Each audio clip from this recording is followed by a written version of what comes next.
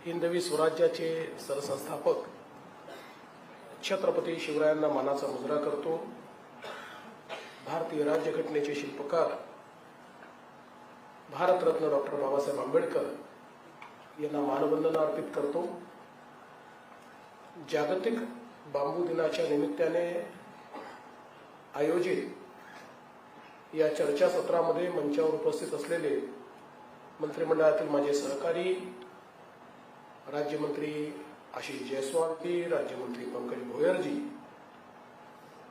ज्यांनी बांबू या विषयाला महाराष्ट्रामध्ये महत्त्व मिळवून दिलं, गती दिली आणि सातत्याने हा विषय घेऊन संपूर्ण महाराष्ट्रात आणि देशात जे जनजागृती करतायत असे आजचे आयोजक श्री पाशा पटेल जी, मंचावर उपस्थित श्री देवराम होळी, श्री नामदेवराव उसेंडी,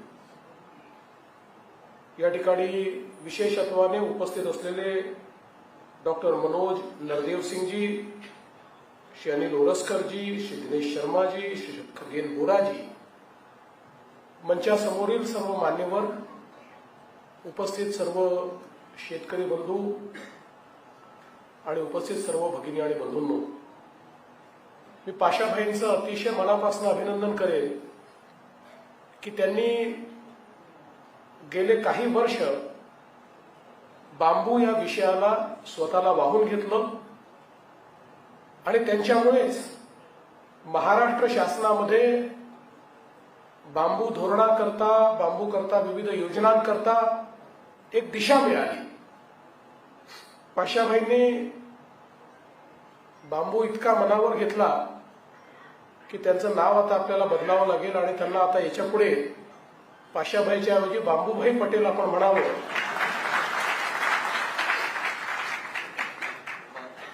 बाबूभाई असतात तसे बांबूभाई पटेल आहेत, त्यामुळे मला असं वाटतं की आपण सगळ्यांनी ते म्हणावं अशी आपल्याला विनंती करतो। खरं म्हणजे मी आल्यानंतर तर पाशाभाईंचं भाषण झालंच, पण सकाळपासून त्यांचं 2-3 वेळा भाषण झालं असेल आणि त्या भाषणामध्ये त्यांनी पर्यावरण, बांबूचा त्याच्यावर परिणाम, IPCCचा रिपोर्ट, जगात होणारे डिझास्टर, त्याच्यावर बांबू कसा उपाय आहे, या सगळ्या गोष्टी सांगितलेल्या असल्यामुळे माझ्याकडे सांगण्याकरता आता काही शिल्लक नाही आहे। बरं, मला जी अनाउन्समेंट करायची होती ती त्यांनीच करून टाकलेली आहे की आम्ही बांबूची पॉलिसी आणतो, इंडस्ट्रियल पॉलिसी, ती अनाउन्समेंट त्यांनी करून टाकली आहे। बरं, कॅबिनेटमधले विषय बाहेर सांगतायत त्यांनी तारखेसहित सांगून दिलेले आहेत, त्यामुळे आता तसं काही फार बोलण्यासारखं राहिलेलं नाही। पण गमतीचा भाग जरी आपण दूर ठेवला तरी मला या गोष्टीचा खरोखर आनंद आहे की इतक्या मोठ्या प्रमाणात बांबूला एक प्रकारे लोकचळवळीमध्ये परिवर्तित करण्याचं काम या ठिकाणी पाशाभाईंनी केलं आणि आज मंचावर बसलेली जी सगळी मंडळी आहेत यांनी बांबूच्या क्षेत्रामध्ये केलेलं कार्य असेल आणि भविष्यात बांबूच्या क्षेत्रामधल्या ज्या काही संभावना आहेत त्या संदर्भातलं मार्गदर्शन असेल, या सगळ्या गोष्टी मला असं वाटतं अत्यंत महत्त्वाच्या आहेत। मुळातच बांबूच्या संदर्भात एकीकडे जागृतीची आवश्यकता आहे आणि दुसरीकडे पॉलिसीची आवश्यकता आहे। जागृतीचा विषय हा पाशाभाई सांभाळतील आणि पॉलिसीचा विषय मी आहे, आशिष जयस्वाल आहेत, पंकज भोयर आहेत, आम्ही हा निश्चितपणे सांभाळू आणि मला असं वाटतं की यातनं आपण निश्चितपणे शेतकऱ्याच्या जीवनामध्येही क्रांती आणू शकतो। आज आपण जर बघितलं तर साधारणपणे आमचा जो शेतकरी आहे या शेतकऱ्याला वातावरणाच्या बदलातल्या जो काही परिणाम आहे त्याला सारखं सामोरं जावं लागतं। एखादा वर्ष हे अवर्षणाचं येतं, त्याच्यामुळे शेतकऱ्याचं नुकसान होतं। आता यावर्षी समाधानकारक पाऊस झाला, पण तो पाऊस होता होता इतका वाढला की जवळपास 20 लाख हेक्टरवरची जी काही पिकं होती ही पिकं त्या ठिकाणी पावसामुळे नष्ट झाली. आणि म्हणून आपल्याला हा विचार करावा लागेल की पर्यावरण संतुलनाकरता आपल्याला काय करता येईल. क्लायमेट चेंजचे जे काही परिणाम आहेत ते परिणाम मिटिगेट करण्याकरता आपल्याला काय करता येईल. आणि मग त्याकरता एक व्यापक स्तरावर ग्रीन हाऊस गॅसेस कमी करणं, प्लांटेशन करणं, सस्टेनेबिलिटी आणणं हे तर आहेच, पण सामान्य शेतकऱ्याकरता एक सस्टेनेबल क्रॉप म्हणून आपण बांबूकडे पाहू शकतो. कारण जसं आपल्याला माहिती आहे की साधारणपणे आमचा ऊसाचा जो शेतकरी आहे हा शेतकरी याकरता समाधानी असतो की ऊस एकदा लावला तर अतिवृष्टीचा फार परिणाम त्याच्यावर होत नाही. एकदा लागला की तो त्याला जे काही त्याचे रिअलायझेशन आहे तो देत असतो. पण बाकी आपली जी पिकं आहेत त्या पिकांमध्ये सोयाबीन आहे, कापूस आहे, याच्यामध्ये पावसाचा खूप परिणाम होतो. पण बांबू देखील असं एक पीक आहे की जे सस्टेनेबल पीक आहे.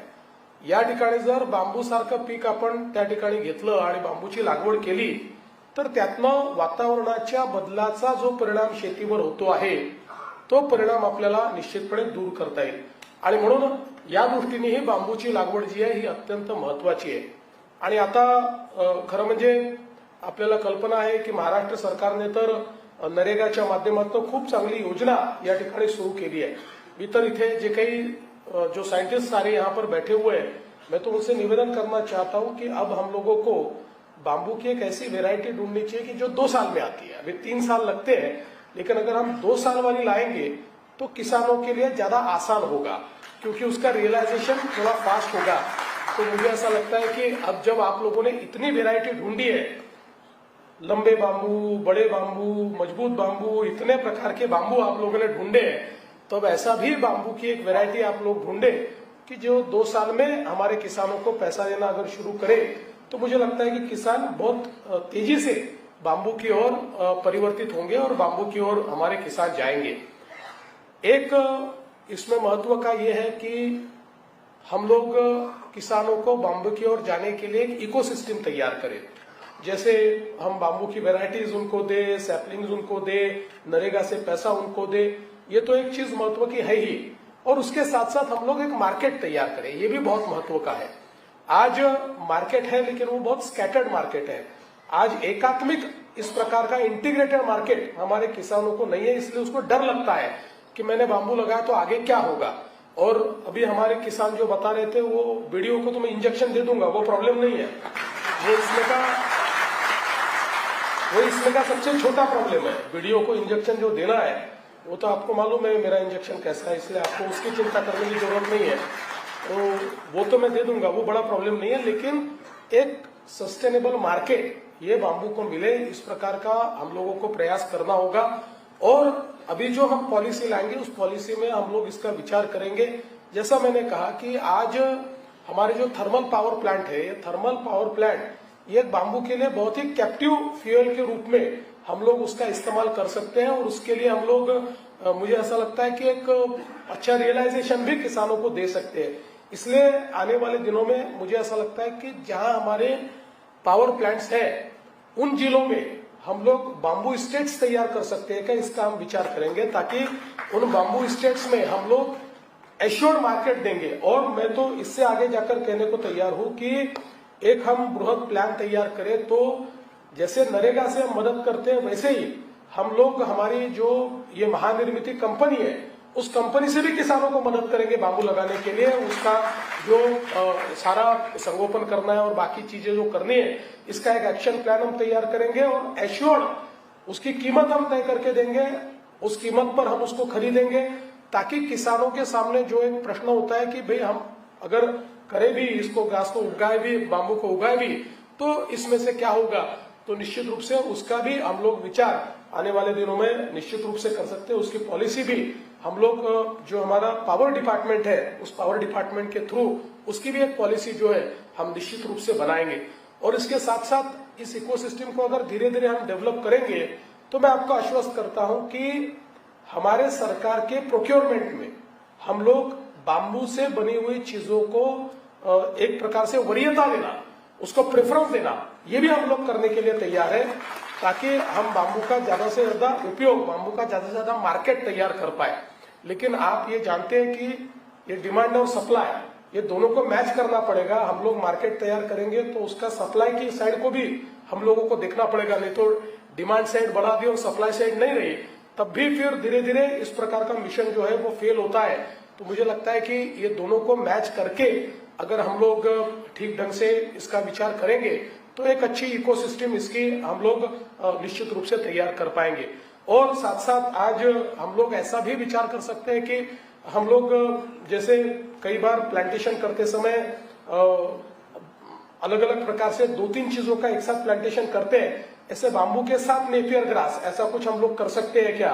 इसका भी अगर हम लोग विचार करें तो आज हम लोग सीबीजी में जो जा रहे हैं उस सीबीजी में नेपियर ग्रास की आवश्यकता भी है, और बाम्बू अगर साथ में आ जाए तो मुझे लगता है कि उससे एक नई इकोसिस्टम हम लोग तैयार कर पाएंगे। और आज जो हम लोग सस्टेनेबिलिटी की बात करते हैं तो उसमें अल्टीमेटली जो हमारी पावर रिक्वायरमेंट है, जो हमारी फ्यूल रिक्वायरमेंट है, यही रिक्वायरमेंट सबसे बड़ी है कि जो आज सबसे ज्यादा पोल्यूशन भी करती है, और जो अगर हम लोग उसका एक रिप्लेसमेंट करें तो भारत जैसे देश को हमारा जो विदेशी पैसा है, मुद्रा है, उसको भी हम लोग इसके माध्यम से बचा सकते हैं।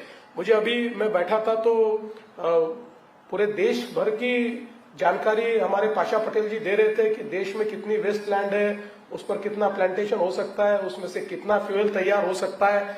पाशा जी देश का तो मुझे मालूम नहीं, मोदी जी वो पक्का देख रहे हैं, मोदी जी ने ही बाम्बू का मिशन शुरू किया है तो देश में तो वो चलेगा। लेकिन महाराष्ट्र में हम लोग जरूर वेस्टलैंड को मैप करके और उसको हम बाम्बू प्लांटेशन में कैसे लाए। और हमारे आशीष जी यहाँ पर है, हमारे नागपुर जिले में आशीष जी ने और बावनकुड़े जी ने वेस्टलैंड का मैपिंग शुरू किया है बाम्बू प्लांटेशन के लिए। तो हम लोग पूरा गवर्नमेंट का जो वेस्टलैंड है, जो गवर्नमेंट में निहित है, प्राइवेट तो छोड़ दीजिए, जो गवर्नमेंट में निहित है ऐसी जितनी वेस्टलैंड है उसका मैपिंग हम लोग कर रहे हैं। उसको मैपिंग करके और उस पर हम लोग किस प्रकार से बाम्बू लगाए, इस प्रकार का प्रयास भी हम लोग निश्चित रूप से करेंगे। मैं आज के इस मौके पर आपको इतना ही कहना चाहता हूं कि ये एक बहुत महत्वपूर्ण विषय आपने हाथ में लिया है। और सबसे महत्व की बात यह है कि जब से हमारे प्रधानमंत्री जी ने बाम्बू को ग्रास का दर्जा देकर और बाम्बू को एक प्रकार से इंस्पेक्टर राज से मुक्त किया है, तब से बाम्बू के लिए असीमित संभावनाएं खड़ी हुई है। इन असीमित संभावनाओं को हम लोग लाइवलीहुड में कैसे बदले, इसका प्रयास हमको करना होगा। अब मैं पूछ रहा था पाशा जी को, मैंने कहा कि हमने तय किया है कि चूंकि हमारा गढ़चिरौली ये अब नेक्स्ट स्टील कैपिटल के रूप में विकसित हो रहा है, और नेक्स्ट स्टील कैपिटल करते समय हम लोगों को सस्टेनेबिलिटी का भी ध्यान रखना है। तो हम लोगों ने तय किया कि गढ़चिरौली में हम 5 करोड़ पेड़ लगाने वाले हैं। तो मैंने कहा उसके साथ साथ आप कितना बाम्बू प्लांटेशन करोगे, ये मैंने पाशा जी को पूछा। उन्होंने कहा पूरा हमको ही दे दीजिए, हम बाम्बू प्लांटेशन ही करेंगे। ऐसा नहीं करेंगे, आपको भी बाम्बू प्लांटेशन का तो हम आपको देंगे, लेकिन वहां की बायोडायवर्सिटी जो है उस बायोडायवर्सिटी के हिसाब से हमको 5 करोड़ का प्लांटेशन करना है। तो उस प्लांटेशन में बाम्बू, ये भी एक मैं ऐसा मानता हूं कि एक महत्वपूर्ण इस प्रकार का विषय रहेगा कि जो वहां पर आने वाले स्टील प्लांट्स के लिए एक प्रकार से फ्यूल का भी काम करेगा। हम तो ये प्रयास कर रहे हैं कि हम लोग गैस भी वहां कैसे ले पाए। तो हम लोग नेचुरल गैस को बाहर से लाकर वहां पर ये जो स्टील है इसको ग्रीन स्टील कैसे कर पाए, इसका प्रयास हम लोग कर रहे हैं। लेकिन उसके साथ साथ अगर हम लोग बाम्बू के माध्यम से हम पेलेट्स तैयार करते हैं, फ्यूल तैयार करते हैं, तो उसका एक बहुत फायदा होगा, क्योंकि हम सब लोग जानते हैं कि दुनिया में ग्रीन स्टील के लिए एक बहुत निश मार्केट है, एक बहुत अच्छा मार्केट है, एक ऐसा मार्केट है कि जो मुझे ऐसा लगता है हम लोग धीरे धीरे कैप्चर कर सकते हैं। तो उस दृष्टि से भी हम लोग निश्चित रूप से काम करेंगे। और मैं आपको आश्वस्त करना चाहता हूं कि महाराष्ट्र के सारे जिलों में जो हमने बाम्बू मिशन तैयार किया है उसको मिशन मोड पर हम लोग इस मिशन को लागू करें, इस प्रकार का प्रयास निश्चित रूप से हम करेंगे।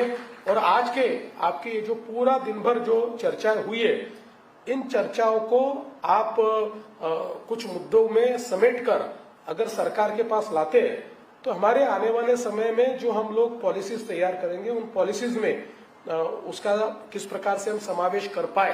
क्योंकि मैं ये जानता हूं कि जब कोई इमर्जिंग सेक्टर होता है तो इमर्जिंग सेक्टर में एक्सपीरियंस से ही हमको पता चलता है कि पॉलिसी चेंजेस क्या होने चाहिए। एक्सपीरियंस से हमको पता चलता है कि कौन सी चीजें हैं जो इसके विकास में अड़ंगा बन रही है। तो ऐसी सारी चीजें, और आज दिन भर के आपके इस सारे मंथन में जो चीजें आपके सामने आई होगी, आप जरूर उसका एक ज्ञापन अगर सरकार के पास लाए तो मैं आपको आश्वस्त करना चाहता हूं कि निश्चित रूप से हम उस ज्ञापन को गंभीरता के साथ लेंगे और उससे जो आवश्यक बदलाव करने वो बदलाव भी हम लोग करेंगे। और मैं फिर एक बार पाशा जी को धन्यवाद देना चाहता हूं, हमारे महाराष्ट्र सरकार के बाम्बू मिशन को उन्होंने देश का सबसे अच्छा मिशन इस रूप में स्थापित किया है। तो ये मैं मानता हूं कि निश्चित रूप से एक बहुत ही महत्वपूर्ण इस प्रकार की बात है। और मंच पर बैठे हुए सभी लोग जो है, ये सभी लोग इन्होंने जो जो सुझाव यहाँ पर दिए हुए, उन सुझावों को हम निश्चित रूप से अमल में लाएंगे। इतना कहते हुए आप सभी लोगों को मैं बहुत बहुत शुभकामनाएं देता हूं और अपने शब्दों को विराम देता हूं। धन्यवाद।